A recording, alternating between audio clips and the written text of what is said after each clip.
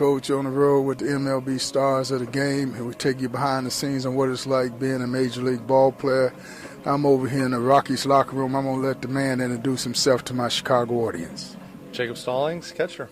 Catcher? Yes, sir. What you know about catcher? A little bit. I don't know how much. Yeah, it depends who you ask, I guess. Well, you know, I used to coach college baseball, and I scouted 5 Major League teams. I always told my guys, quickest way to the big leagues, pitching and catching. That's right. Not many guys want to catch, so it's a good spot, though. I gravitated to it when I was a kid, so I love it. Not many people realize what you guys go through catching. Hot days, you're back there behind that plate for 9 innings swatting. Cold days, you're behind that plate, and it take a toll on the knees. Yeah, it does.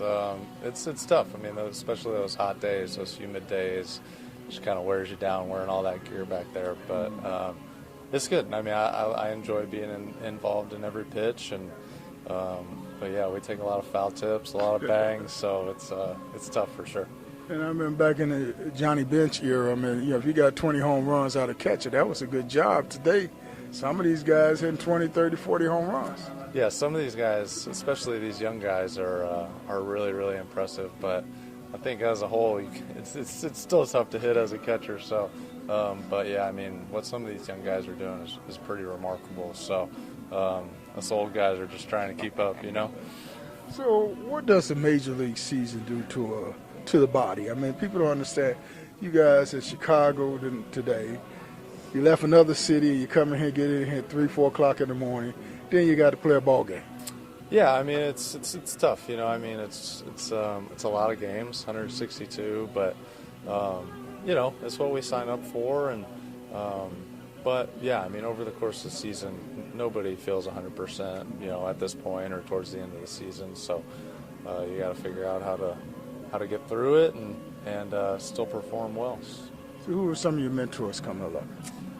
Tom Prince was probably my biggest mentor. He caught in the big leagues for a long time, and he was a coach of mine in the minor leagues, and then in the big leagues as well. And he just helped me develop so much as a catcher. And my dad was a college basketball coach for a long time, so you know, he just kind of instilled, you know, the mentality that what it takes to be an athlete and that sort of stuff. So probably those 2 guys for sure. All right, now again, we're taking our youngsters behind the scenes. You the catcher. Mm-hmm. Blue Mr. Call. What kind of conversations do you? But first of all, as a coach, yeah. I know you walk out there, delivery call, timeout, get the Blue to come out there. You never lift your head up and look at them, but you give them out for them. Yeah, you know. You never show them up. Depends who it is.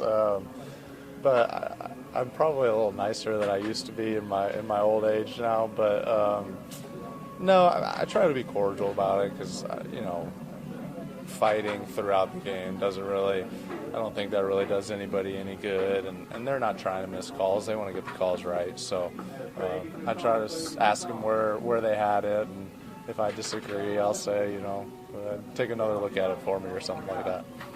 Now tell us about your younger days when you wasn't being nice. I might have gotten a little madder in those days, a little not quite as nice, but you know, always try to be respectful, but it might have come out a little less respectful back then.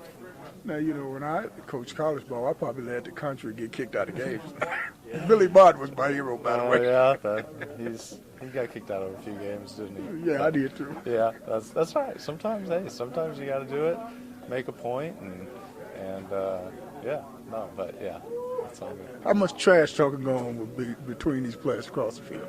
Not a ton. I mean, there's not a ton in baseball. You know, you're a little disconnected from the other team at times, but you know, tempers start flaring, then people might start mouthing off. But there's not a ton, not as much as like when I played basketball and that sort of stuff.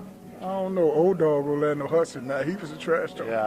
Yeah, you still get some these days, but Kyle Freeland for us, he'll talk some trash, but there's not a ton. So, I mean, what is it like to have the fans? You walking down the street in your hometown, you got the fans stop you and ask you for your autograph. What's that feeling like? It's cool. I mean, you know, I try to sign for kids, especially anytime that I can. I mean, you know, I don't know that I get stopped that often just in normal everyday life, but at the ballpark, I try to sign for kids, and because I know what it meant to me when I was a kid to get a major league player's autograph. So, those moments are really cool for sure. So you say for kids, I mean, I can't sneak back in and ask you for your autograph. You can. I'll let you do it. Okay. But, See, now you right here. Yeah, there you go. I'll bring. All right, last two questions. Got to the big leagues. What was your first major league hit? Who was your first major league hit against? Johnny Cueto. So pretty good first hit. Double off the wall. And I never really was sure that I'd make it to the big leagues. So to get that first one was pretty special. So you couldn't go for a single. You gonna start off with a double. Well, I was 0 for my first 7, so I needed to. Take what you get. I'll take whatever I could get. Yeah, but it was special for sure. First major league home run. In Houston, off Cy Snead. It was a couple years later actually from my debut, but that one was pretty special. We won the game, and the guys gave me a nice shower after the game, so it was pretty special. What you do with the balls? They're at home. Yeah, I kept them. Yeah. I'm coming to get an autograph for those too. Yeah, that's right. Last question. Every kid's dream playing in the big leagues. You walk in this locker room for the very first time. See your uniform hanging up. What's that feel like? It's special, man. I mean, there's a lot of work. There's, a lot of dedication. There's a lot of people, coaches, family that sacrificed a lot so that you could get there. So it's a lot of emotions, and but I mean, once you get there and you're playing against the best guys in the world, it's pretty special. It's just a cool accomplishment, and something that nobody ever forgets for sure. Did you cry? I don't think that I cried in that moment. I think I was just kind of overwhelmed is what I was. But yeah, it was special. Mama cry? I'm sure she did. Dad too, yeah. Yeah, Mama and Dad. Yeah, that's right. Coach on the road with the man. All right. Appreciate it. Yep. Good.